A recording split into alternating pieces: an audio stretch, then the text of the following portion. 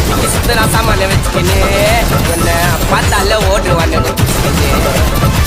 ஏகப்பட்ட கேச பார்த்த சகிக்கல நான் மட்டாச்சி அந்த கோயில் என்ன பொழைக்கல